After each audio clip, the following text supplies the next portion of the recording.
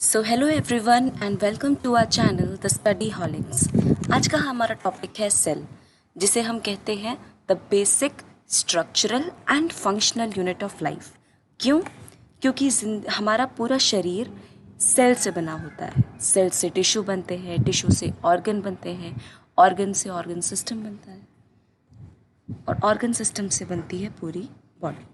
तो इसीलिए सेल जो है it is called the basic structural and functional unit of life.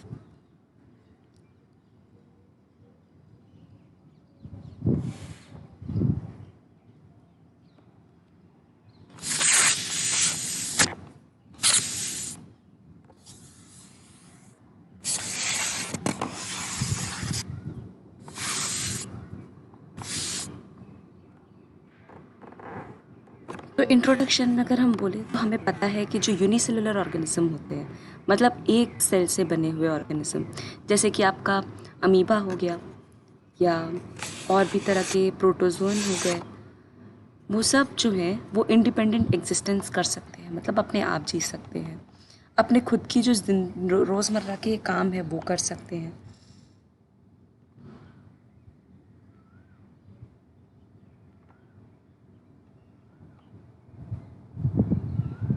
तो इसीलिए हम सेल को fundamental structural and functional unit of life भी कहते हैं। अब अगर हम थोड़ा हिस्ट्री की तरफ जाएं तो जो क्वेश्चंस आपसे पूछे जाते हैं कि पहला लाइव सेल किसने डिस्कवर किया था, तो पहला लाइव सेल आपका एंटोनी वॉन लीeuwenhoek ने डिस्कवर किया था। फ्रेश वाटर में उन्होंने एक जो लाइव सेल है वो पहली बार डिस्कवर किया था। पहला नॉन लिविंग सेल जो है वो रॉबर्ट कॉक ने डिस्कवर किया था, और आपके सेल जो है उसका न्यूक्लियस रॉबर्ट ब्राउन ने डिस्कवर किया था। तो अब हम आते हैं सेल थियोरी पे।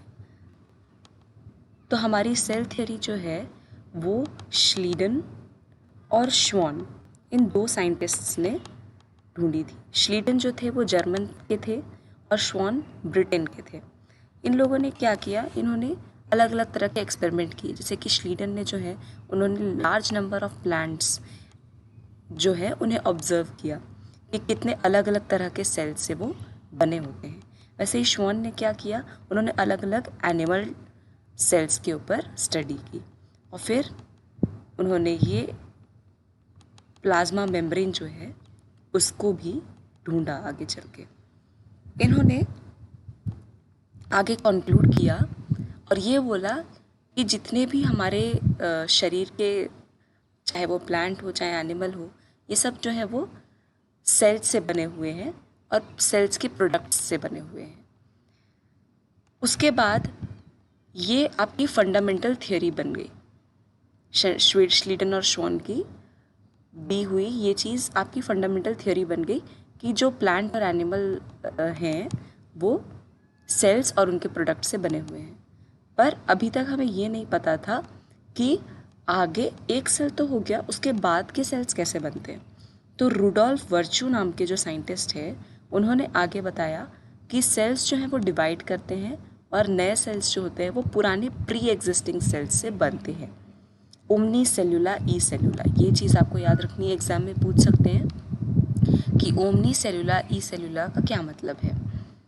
तो फाइनली अब आपकी सेल थ्योरी जो है वो इस तरीके से हम कह सकते हैं कि all living organisms are composed of cells and products of cell, जो कि श्लीडन और श्वान ने आपका बोला।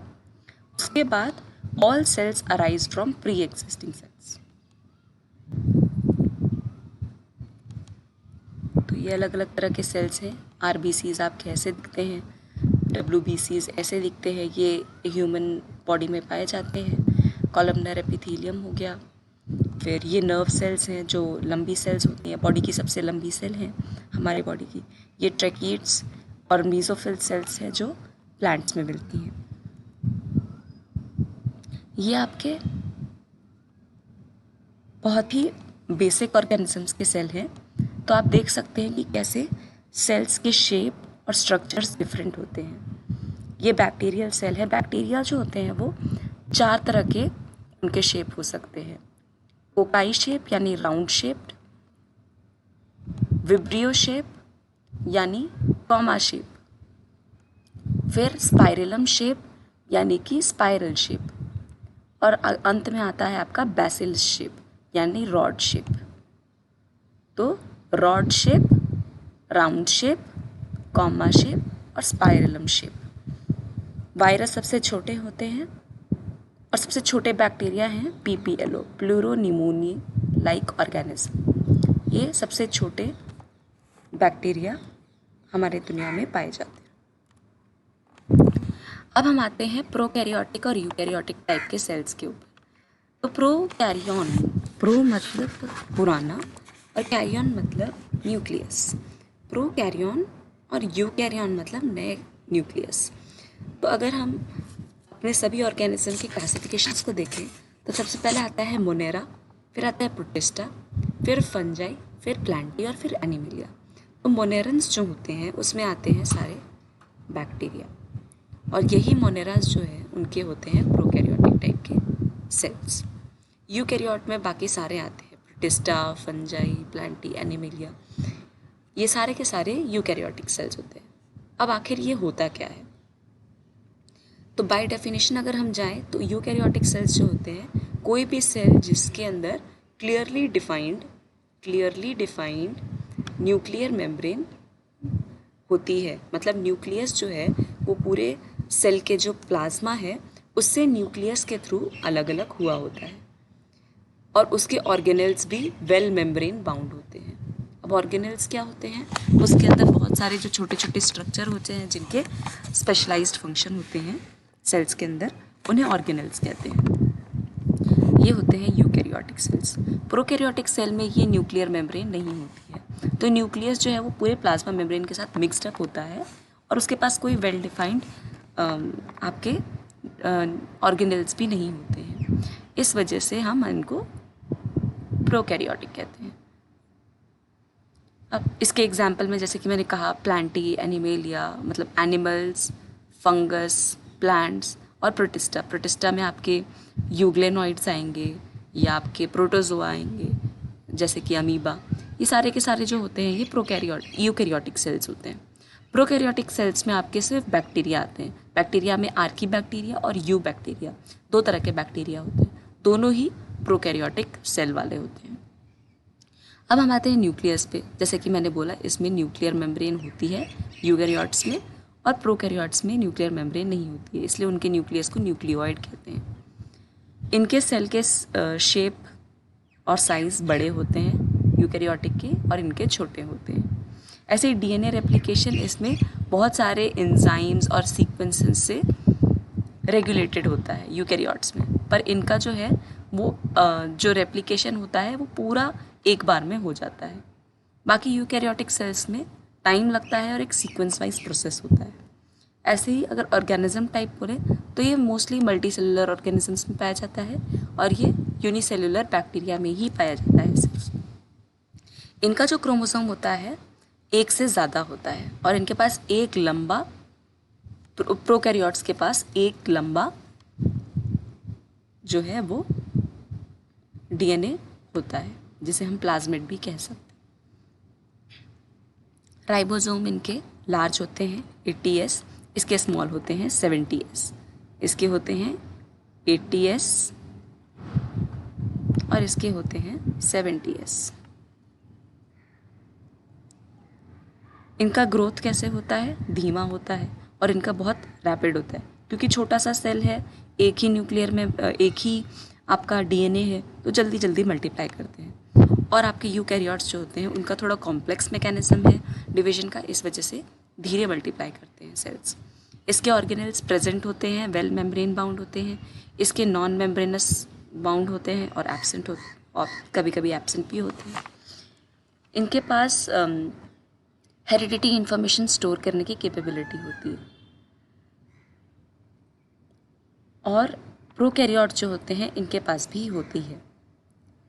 अब सेल वॉल पे अगर हम जाएं तो प्लांट्स और फंगस जो होते हैं इनके पास सेल वॉल होता है, और हमारे यूकैरियोट्स में सिर्फ प्लांट्स और फंगस के पास सेल वॉल होता है।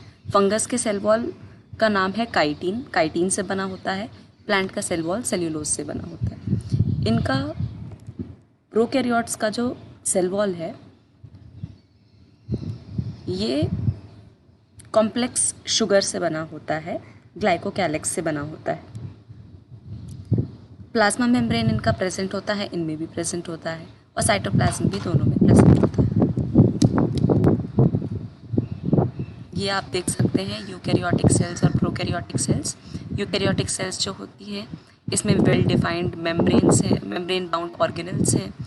ये न्यूक्लियर मेम्ब्रेन है जिसकी वजह से न्यूक्लियस और आपका प्लाज्मा मेम्ब्रेन ये दोनों अलग अलग हो रखा है। इसमें अगर आप देखेंगे तो इनका न्यूक्लियोइड है जो कि बिना ऑर्गेनेल और न्यूक्लियर मेम्ब्रेन के आपके प्लाज्मा मेम्ब्रेन में मिक्स हो रखा है। इसके अलावा आपका जो यूकैरियोटिक सेल्स हैं इनके जो सेल वॉल है या सेल मेम्ब्रेन है इस पे स्पेशल स्ट्रक्चर्स नहीं होते, पर प्रोकैरियोटिक के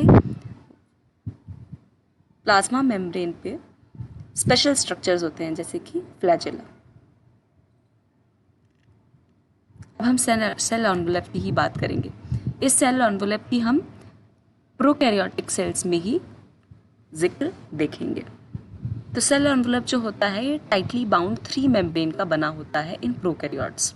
सबसे पहला बाहरी होता है ग्लाइकोकैलिक्स। ग्लाइकोकैलिक्स जो है वो अलग अलग बैक्टीरिया में अलग अलग हो सकता है। तो ये एकदम लूज शीट भी हो सकता है जिसे स्लाइम लेयर कहते हैं, और टफ भी हो सकता है जिसे हम कैप्सूल कहते हैं। तो ग्लाइकोकैलिक्स के बारे में हमने क्या पढ़ा कि ये सबसे बाहरी स्ट्रक्चर है सेल एनवेलप का बैक्टीरिया के, जो अपने कॉम्पोजिशन में वेरी कर सकता है। तो वो लूज शीट भी हो सकती है, स्लाइम लेयर जिसे कहेंगे, और टफ भी हो सकता है जिसे कैप्सूल कहेंगे। इसके अलावा आपके ग्लाइकोकैलिक्स के बाद उसके अंदर आएगा सेल वॉल। सेल वॉल जो है वो सेल को किसी भी हार्श क्लाइमेटिक कंडीशन से प्रोटेक्ट करके रखता है। फिर आता है हमारा प्लाज्मा मेम्ब्रेन। प्लाज्मा मेम्ब्रेन जो है वो सबसे अंदर का स्ट्रक्चर है जो सेमी परमिएबिलिटी मेंटेन करता है। ये सारे जो लेयर्स हैं इन सब के काम अलग अलग हैं, पर ये तीनों मिलके एक स्पेशल काम तो करते ही, वो है प्रोटेक्शन। क्योंकि बैक्टीरिया जो है वो हार्श क्लाइमेटिक कंडीशन में रहते हैं, इस वजह से ये तीनों लेयर्स मिलके प्रोटेक्शन प्रोवाइड करते हैं। इसके अलावा मैंने जैसे कि आपको बताया था कि प्रोकैरियोटिक सेल्स पे उनके जो वॉल्स होते हैं उस पर कुछ स्पेशल स्ट्रक्चर्स और भी होते हैं, जैसे कि मीसोसोम। मीसोसोम जो होते हैं वो कुछ सेल्स के अंदर एक्सटेंशंस बन जाते हैं, कुछ सेल्स के बाहर बाहर एक्सटेंशन बनते हैं। ये एक्सटेंशन वेसाइकल के फॉर्म में, ट्यूब्यूल के फॉर्म में और लैमेला के फॉर्म में बन सकते हैं। ये बहुत इंपॉर्टेंट क्वेश्चन है कि मीसोसोम के 3 तरह के कौन से एक्सटेंशंस पाए जाते हैं। तो वो वेसाइकल, ट्यूब्यूल और लैमेला है। ये सब क्या करते हैं, ये सब सेल वॉल फॉर्मेशन के काम आते हैं। इसके अलावा इनका काम है DNA replication and distribution of daughter cells. मतलब कि जैसे कि अगर ट्यूब्यूल या वेसाइकल बन रहा है या लैमेला बन रहा है तो वो अंदर की तरफ कॉम्प्रेस करके एक स्पेशल स्ट्रक्चर अलग से बना देता है। इसके अलावा रेस्पिरेटरी और सिक्रीशन प्रोसेस में भी ये काम करते हैं, और सरफेस एरिया बढ़ाने के भी काम करते हैं ताकि उसमें एंजाइमेटिक एक्टिविटीज़ और काम और हो सके। फिर हम आते हैं एक और स्ट्रक्चर पे जो सेल एनवेलप में प्रेजेंट होती है, जिसे कहते हैं फ्लैजेला। फ्लैजेला जो है एक लंबा सा विप लाइक स्ट्रक्चर होता है जो मूवमेंट के काम आता है। तो एक फ्लैजेला के 3 पार्ट हो सकते हैं। जैसे कि अगर मैं ये फ्लैजेला बना रही हूँ ड्राइंग एक सेल पे, या हम सेल पे ही आते हैं, तो इसका आपका ये हो जाएगा हुक जिससे आप अटैच हो रहे हैं सेल पे। फिर ये हो जाएगा आपका फिलामेंट, ये लंबा सा, और फिर ये आ जाएगा आपका एंड। तो ये 3 पार्ट होते हैं एक फ्लैजेला के। फिलामेंट जो कि लंबा सा स्ट्रक्चर है, हुक जिससे कि ये प्लाज्मा मेम्ब्रेन पे जुड़ा हुआ है, और एक बेसल बॉडी जो है इसकी एंड। फिर फ्लैजेला के अलावा पाइलाई और फिम्ब्री नाम की भी स्ट्रक्चर्स जो होते हैं वो प्रेजेंट होते हैं प्लाज्मा मेम्ब्रेन पे, और ये सब लेकिन मूवमेंट में कोई काम नहीं आते। तो हमने क्या क्या स्ट्रक्चर पढ़े सेल एनवेलप में? पहले तो ग्लाइकोकैलिक्स, सेल वॉल और प्लाज्मा मेम्ब्रेन प्रेजेंट होता है। ये तीनों मिलकर एक प्रोटेक्टिव लेयर बनाते हैं। इसके अलावा कुछ स्पेशल स्ट्रक्चर है जैसे मीसोसोम। मीसोसोम में आपके वेसाइकल, ट्यूब्यूल और लैमेला आते हैं जो कि स्पेशल फंक्शन करते हैं, जैसा कि cell wall formation, respiration, secretion और सरफेस एरिया बढ़ाना। इसके अलावा और क्या स्पेशल स्ट्रक्चर्स हैं? Flagella, pili and fimbriae. तो आपको इन सब चीज़ों में कंफ्यूज नहीं होना है। अब हम आते हैं इंक्लूजन बॉडी पे, जो है कि जो भी रिवर्स मटेरियल होता है प्रोकैरियोटिक सेल्स का, ये सब साइटोप्लाज्म में एक नॉन मेम्ब्रेनस बाउंड स्ट्रक्चर के अंदर सेव्ड होता है, जो कि इंक्लूजन बॉडी कहलाता है। ये ग्रैन्यूल्स होते हैं, जैसे कि अगर कुछ फॉस्फेट एक्स्ट्रा हो रहा है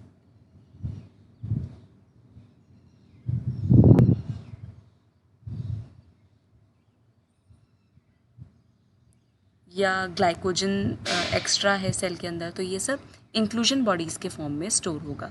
लेकिन ये नॉन न्यूक्लियर मेम्ब्रेन बाउंड है और इंक्लूजन बॉडी आपकी किस में प्रेजेंट होती है? प्रोकैरियोटिक सेल्स में। प्लांट्स एंड एनिमल्स जो होते हैं वो अपने सेल स्ट्रक्चर में डिफर करते हैं, क्योंकि अब हम प्लांट और एनिमल सेल के बारे में पढ़ने वाले हैं। तो क्यों अलग अलग होता है? क्योंकि प्लांट एक अलग कंडीशन में रह रहा है और एनिमल अलग कंडीशन में रह रहा है। इस वजह से प्लांट और एनिमल्स जो होते हैं वो अपने स्ट्रक्चर में वैरी करते हैं। ये आप देख सकते हैं, प्लांट और एनिमल सेल दोनों अलग अलग। यहाँ तस्वीर है। प्लांट सेल के पास एक एक्स्ट्रा सेल वॉल प्रेजेंट है जो कि एनिमल सेल में प्रेजेंट नहीं है। फिर अगर हम देखें तो इनके पास आपका क्लोरोप्लास्ट है, क्योंकि इनको फोटोसिंथेसिस करना होता है, जो कि यहाँ पे नहीं है। क्लोरोप्लास्टिक ऑर्गेनेल है जो एनिमल सेल के पास नहीं है। इनके पास लार्ज वैक्यूल होता है, यहाँ पे स्मॉलर वैक्यूल्स होते हैं। तो ये सारे डिफरेंसेस हैं जो एनिमल और प्लांट सेल के बीच में है। अदरवाइज मोर और लेस बोथ आर सेम। अब हम सेल मेम्ब्रेन के बारे में पढ़ेंगे। प्लांट या एनिमल सेल, किसी के भी सेल मेम्ब्रेन के बारे में हम पढ़ेंगे। सेल मेम्ब्रेन जो है वो लिपिड्स और प्रोटीन्स की बनी होती है। इसका जो मेजर लिपिड जो है वो फॉस्फोलिपिड के फॉर्म में प्रेजेंट होता है। तो आपका लिपिड पार्ट जो है वो किस फॉर्म में प्रेजेंट है? फॉस्फोलिपिड के फॉर्म में प्रेजेंट है। और ये बाई लेयर है, मतलब 2 लेयर वाला स्ट्रक्चर है। जैसा कि आप यहाँ देखिएगा, ये है फॉस्फोलिपिड, ये फॉस्फेट, और ये जो आपको टेल दिख रही है ये लिपिड की, ये फॉस्फेट आयन है, और ये जो आपको टेल दिख रही है ये लिपिड की है, और ये 2 बाई लेयर बना रहा है। तो ऐसा कुछ दिखता है आपका सेल मेम्ब्रेन।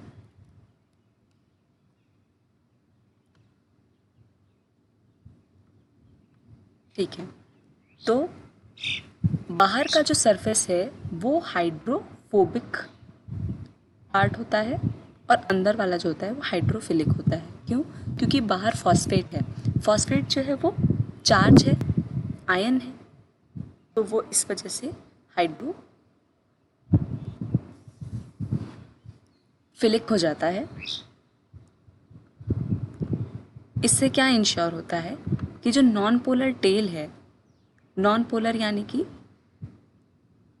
हाइड्रोकार्बन की जो आपकी लिपिड की जो चेन है नीचे की तरफ, वो जो है वो एक्वस एनवायरनमेंट से बची रहे, क्योंकि सेल के बाहर सारा का सारा वाटरी एक्वस एनवायरनमेंट है। इस वजह से जो नॉन पोलर आपका है टेल, वो अंदर की तरफ होता है बाई लेयर में। तो हमने जो एक्सपेरिमेंट्स किए हैं उसके अकॉर्डिंग हमें पता चला है कि 52% of the cell membrane is made up of protein and 40% is made up of lipid. अब ये जो प्रोटीन है वो भी 2 तरह का हो सकता है, इंटीग्रल और पेरिफेरल। इंटीग्रल मतलब कि जो पूरी तरीके से पूरे सेल वॉल को इन्वेजिनेट करे, इस तरीके से, मतलब पूरा दोनों लेयर को क्रॉस करे, इसे कहेंगे इंटीग्रल प्रोटीन। और ये जो सिर्फ एक ही तरफ है ये होता है पेरिफेरल प्रोटीन। अब इन दोनों का डिफरेंस क्या है? जो इंटीग्रल प्रोटीन होता है ये चैनल की तरह बिहेव करता है, क्योंकि सेलेक्टिव चीज़ों को ही आपका सेल मेम्ब्रेन पास होने देता है। तो जो चीज़ें आपकी इधर से नहीं जा सकती उनका फैसिलिटेटेड डिफ्यूजन होगा, तो वो प्रोटीन चैनल के थ्रू ही क्रॉस करेगी सेल के अंदर से सेल के बाहर। तो इंटीग्रल प्रोटीन जो है वो ट्रांसपोर्ट चैनल होते हैं। और ये जो पेरिफेरल प्रोटीन्स होते हैं ये मैसेंजर की तरह होते हैं कि कोई हार्मोन आया, इस पे आके अटैच हो गया, फिर ये सिग्नल देगा अंदर की तरफ कि आपको क्या एक्शन करना है। तो आपका जो पेरिफेरल प्रोटीन है वो ज़्यादातर सिर्फ हार्मोन्स को ही रिस्पॉन्ड करता है, और या हार्मोन्स को या एंजाइम्स को उनको रिस्पॉन्ड करके अंदर सिग्नल देता है कि कौन से फंक्शन के लिए स्टिमुलेट किया गया है।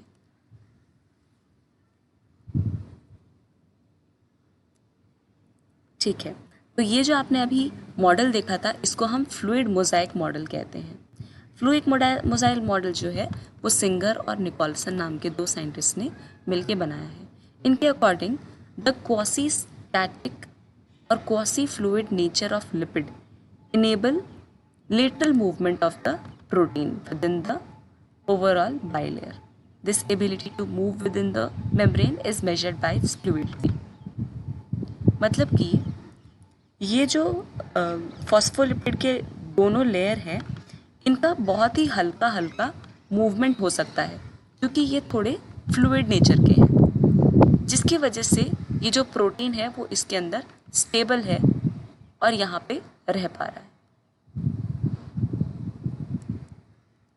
तो इस बेसिस पे, इस स्टेटमेंट के बेसिस पे उन्होंने एक फ्लूइड मोज़ाइक मॉडल बनाया।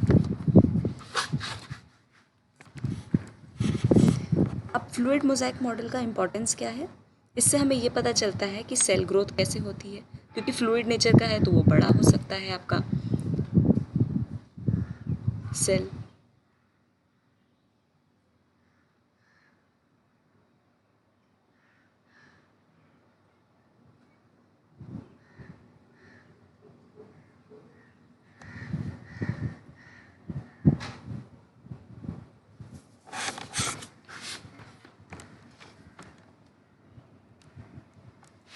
तो अब हम ट्रांसपोर्टेशन की बात कर लेते हैं। तो पहला है पैसिव ट्रांसपोर्ट। पैसिव ट्रांसपोर्ट मतलब कि कोई भी चीज़ अपने हायर कंसंट्रेशन से लोअर कंसंट्रेशन की तरफ अपने आप चली जाएगी बिना किसी के सहारे के। अब अगर हम देखें तो सिंपल डिफ्यूजन से क्या ट्रांसफ़र हो सकता है? Simple gases, carbon dioxide, oxygen, simple gases जो है या न्यूट्रल सॉल्यूट्स जो हैं वो सब सिंपल डिफ्यूजन से सेल मेम्ब्रेन क्रॉस कर सकते हैं। वाटर जो है वो ऑस्मोसिस प्रोसेस से अपने हायर कंसंट्रेशन से लोअर कंसंट्रेशन की तरफ मूव करेगा। सिर्फ वाटर, अगर वाटर का मूवमेंट हो रहा है तो हम उसे ऑस्मोसिस कहेंगे। न्यूट्रल सॉल्यूट्स जो हैं वो बिना किसी एनर्जी के यूज़ के, बिना किसी ट्रांसपोर्ट चैनल के मदद के अगर ट्रांसपोर्ट हो रहे हैं तो उन्हें सिंपल डिफ्यूजन के प्रोसेस से कहेंगे। ऐसा कि मैंने बताया था कि कुछ पोलर मॉलिक्यूल्स होते हैं जो ऐसे ही अपने आप क्रॉस नहीं कर सकते, तो उनको क्या चाहिए? उनको स्पेशल चैनल या कैरियर चाहिए। तो अगर ऐसा कोई मॉलिक्यूल है जिनको कैरियर प्रोटीन की ज़रूरत है, जैसे कि इंटीग्रल प्रोटीन्स की ज़रूरत है मतलब सेल के अंदर आने के लिए या सेल के बाहर जाने के लिए, तो ऐसे को हम फैसिलिटेटेड डिफ्यूजन कहेंगे। कुछ आयन जो होते हैं वो अपने कंसंट्रेशन ग्रेडियंट के अगेंस्ट जाएंगे, मतलब हाई से लो जाने की जगह लो से हाई जाएंगे, लेकिन इस प्रोसेस में उनको एनर्जी की ज़रूरत होगी। इसे हम कहते हैं एक्टिव ट्रांसपोर्ट। जैसे कि सोडियम पोटेशियम पंप जो चलता है वो एक्टिव ट्रांसपोर्ट से चलता है। अब हम सेल वॉल पे आ जाते हैं। आपका सेल वॉल जो है ये किसी भी सेल को एक स्ट्रक्चर देता है। और किसी भी मैकेनिकल डैमेज एंड इन्फेक्शन से बचा के रखता है। फिर एल्गी जो होते हैं उनके पास जो सेल वॉल है वो सेल्यूलोज का बना है। Lectin, galactin, mannans and minerals like calcium carbonate, इन सब का बना हुआ होता है। प्लांट्स में जो है सेल्यूलोज, हेमी सेल्यूलोज, पेक्टिन्स और प्रोटीन्स का बना होता है।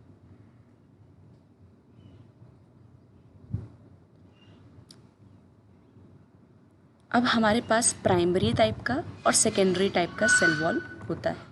प्राइमरी सेल वॉल आपका यंग प्लांट्स में होता है, जो कि बहुत डेलिकेट होता है और इजीली डिमिनिश हो जाता है, क्योंकि उस सेल को ग्रोथ करनी होती है, डिवीजन करनी होती है, इस वजह से। और सेकेंडरी वॉल जो होता है वो परमानेंट होता है और वो फाइनल सेल वॉल होता है जब एक सेल मैच्योरेशन में पहुंच जाता है उसके बाद। जैसे कि हमने पिछले अपने वीडियोस में पढ़ चुका है कि सेल डिवीजन के या किसी भी प्लांट के ग्रोथ के 3 फेजेस होते हैं। पहले सेल डिवीजन होगा, फिर सेल मल्टीप्लिकेशन होगा, फिर फाइनली सेल डिफ्रेंसिएशन होगा।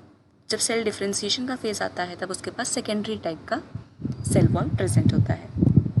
अब हम एंडोमेम्ब्रेनस सिस्टम पे आते हैं। हमारे पास जितने भी ऑर्गेनल्स हैं हम उन सबको एंडोमेम्ब्रेनस सिस्टम में नहीं डाल सकते, क्योंकि कुछ ऑर्गेनल्स ऐसे हैं जो आपस में मिलजुल के काम करते हैं, जैसे कि endoplasmic reticulum, Golgi apparatus, lysosomes and vacuoles. ये तीनों आपस में एक साथ मिलजुल के काम करते हैं, इस वजह से इनको एंडोमेम्ब्रेनस सिस्टम कहते हैं। ये आपको याद रखना है कि कौन से 3 ऑर्गेनल्स जो है वो एंडोमेम्ब्रेनस सिस्टम में आते हैं। तो वो है endoplasmic reticulum, Golgi apparatus, lysosome and vacuoles. अब हम एक एक करके इनके बारे में पढ़ेंगे। एंडोप्लाज्मिक रेटिकुलम जो है वो बहुत डेंस और स्कैटर्ड ट्यूब्यूलर स्ट्रक्चर्स हैं जो पूरे सेल में इस तरह से फैले हुए हैं। न्यूक्लियस से जाते हैं सेल मेम्ब्रेन तक। अगर इनके पास ये राइबोसोम्स हैं तो हम इसे रफ एंडोप्लाज्मिक रेटिकुलम कहेंगे। अगर इनके पास राइबोसोम नहीं है तो हम इन्हें स्मूथ एंडोप्लाज्मिक रेटिकुलम कहेंगे, क्योंकि ये दिखने में इलेक्ट्रॉन माइक्रोस्कोप से रफ दिख रहे हैं और ये स्मूथ दिख रहे हैं, बस इसलिए। तो आपका स्मूथ एंडोप्लाज्मिक रेटिकुलम जो है वो ज़्यादातर लिपिड्स के सिंथेसिस में काम आता है। अब आपको ये याद रखना है कि राइबोसोम जो है वो बहुत इंपॉर्टेंट है प्रोटीन फॉर्मेशन के लिए। तो इस तरीके से आपका रफ एंडोप्लाज्मिक रेटिकुलम जो है वो प्रोटीन सिंथेसिस में काम आ जाता है। अब हम गोल्गी अपैरेटस के बारे में पढ़ेंगे। कैमिलो गोल्गी नाम के हमारे एक साइंटिस्ट हैं, उन्होंने पहली बार गोल्गी अपैरेटस को देखा था। ये गोल्गी अपैरेटस इस तरह का दिखता है, जिसके पास सिस और ट्रांस फेस होता है। ये बाहर का सिस और अंदर का ट्रांस है। तो इसका और कोई काम नहीं है, जो भी चीज़ हमारा एंडोप्लाज्मिक रेटिकुलम में बन रहा है गोल्गी अपैरेटस इसके बगल में ही होता है, और जो भी बन रहा है वो सारा का सारा इसके अंदर भरता जाएगा। पूरा भर गया, उसके बाद देखो ये जैसे ये गोला बन रहा है वैसे ही ये गोला बन के पैकेजिंग कर देगा, जैसे छोटे छोटे स्टैक बना देगा। तो गोल्गी अपैरेटस का मेन काम जो है वो क्या है, पैकेजिंग ऑफ मटेरियल और अलग जगह पे डिलीवर करना। जहाँ पे भी प्रोटीन की ज़रूरत है वहाँ पे जाके ये डिलीवर करा देगा। तो Golgi apparatus endoplasmic reticulum system के बहुत पास में होता है, और जितना भी ये चीज़ मैन्युफैक्चर करेगा वो इन सब चीज़ों को स्टोर कर लेता है और फिर ये ट्रांसफ़र कर देता है। कभी कभी ये क्या करता है, ये थोड़ा बहुत मॉडिफाई भी कर देता है उस प्रोटीन को और फिर उसको रिलीज़ कराता है। तो Golgi apparatus is an important site of formation of some glycoproteins and glycolipids also. Otherwise इसका मेन काम पैकेजिंग, स्टोरिंग एंड ट्रांसपोर्टेशन है। जो भी रफ एंडोप्लाज्मिक रेटिकुलम या स्मूथ एंडोप्लाज्मिक रेटिकुलम बना रहा है उसको स्टोर करके ट्रांसपोर्ट करना। अब हम लाइसोसोम पे आते हैं। लाइसोसोम को हम सुसाइडल बैग्स भी कहते हैं। क्यों? क्योंकि उनके पास होती है हाइड्रोलिटिक एंजाइम्स, जैसे कि लाइपेज, प्रोटीएज, कार्बोहाइड्रेज। ये सब क्या करते हैं, पूरे सेल को डिस्ट्रॉय कर सकते हैं। वैक्यूल्स पे आते हैं। वैक्यूल जो होते हैं वो मेम्ब्रेन बाउंड होते हैं और आपके प्लांट में इसके जो साइज़ है वो बड़े होते हैं। तो इसके जो इसका जो मेम्ब्रेन है, सिंगल मेम्ब्रेन होता है, उसे टोनोप्लास्ट कहते हैं। ये आप याद रखेंगे। What is tonoplast? Tonoplast is the single membrane of vacuoles. Vacuoles का ज़्यादा इम्पोर्टेंस अमीबा को पता है, क्योंकि अमीबा जो है वो कॉन्ट्रेक्टाइल वैक्यूल और फूड वैक्यूल ऐसी चीज़ें बनाता है, ताकि, और इसके अलावा एक्सक्रीशन करने के लिए भी ये वैक्यूल बनाता है। इसके अलावा हमारा जो प्लांट है उसके जो वैक्यूल्स होते हैं उसके अंदर वाटर, मिनरल्स ये सब स्टोर्ड होते हैं। तो ऑस्मो रेगुलेशन के भी काम आता है कि अगर पानी की कमी हो रही है या हाइपरटोनिक या हाइपोटोनिक सोल्यूशन में है, तो आपका जो वैक्यूल है वो एक्स्ट्रा वाटर और आयन रिलीज़ करेगा या एक्स्ट्रा आयन अपने अंदर भर लेगा। तो इस वजह से ऑस्मो रेगुलेशन के काम आता है वैक्यूल। ये है आपका माइटोकॉन्ड्रिया, जिसे हम powerhouse of the cell भी कहते हैं। इसके दो मेम्ब्रेन होते हैं, आउटर मेम्ब्रेन और इनर मेम्ब्रेन, और मैट्रिक्स भरा होता है पूरे इसके अंदर।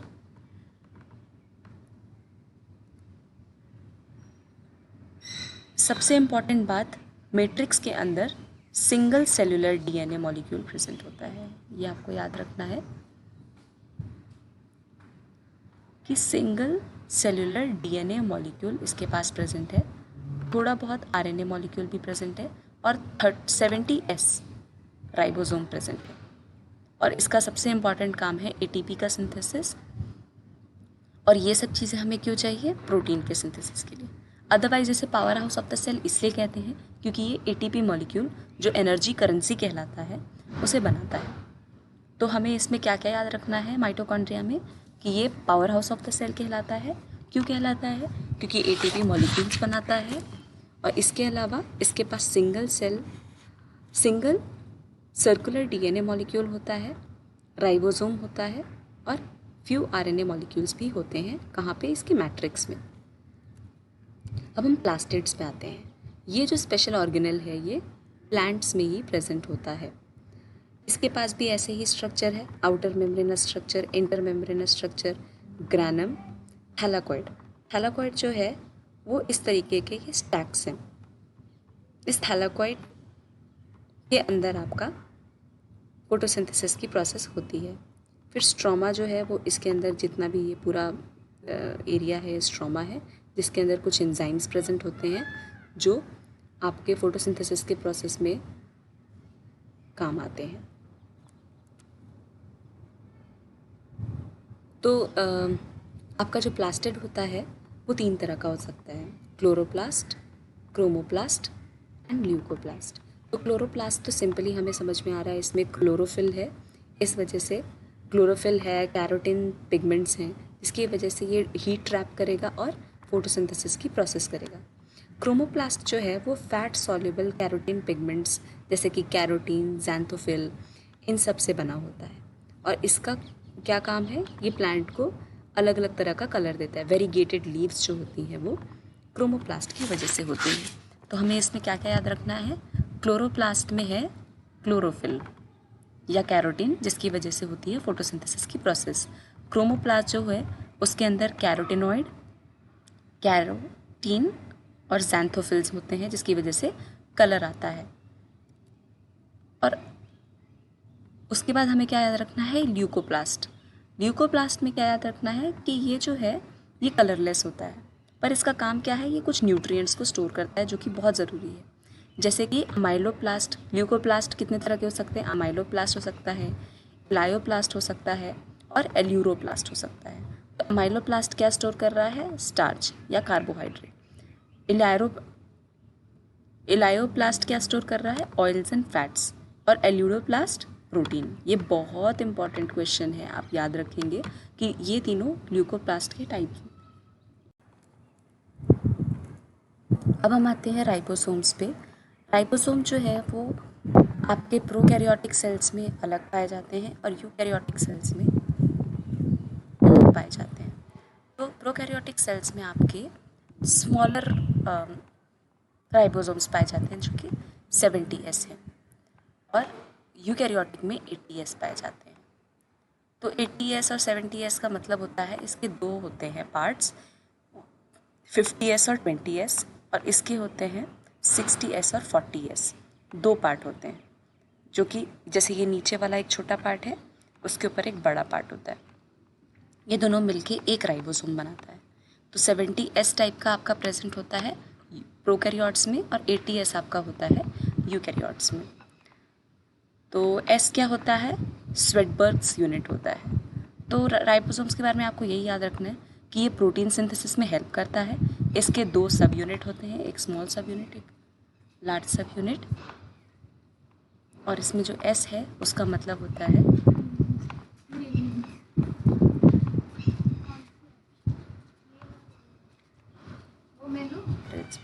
साइटोस्केलेटल्स कुछ ऐसे दिखते हैं। अब साइटो मतलब सेल, स्केलेटन मतलब उसका ढांचा देने वाला स्ट्रक्चर। तो ये जो साइटोस्केलेटन है ये सेल को एक स्ट्रक्चर में रखता है, एक ढांचे में रखता है। तो ये कुछ ऐसा दिखता है। 9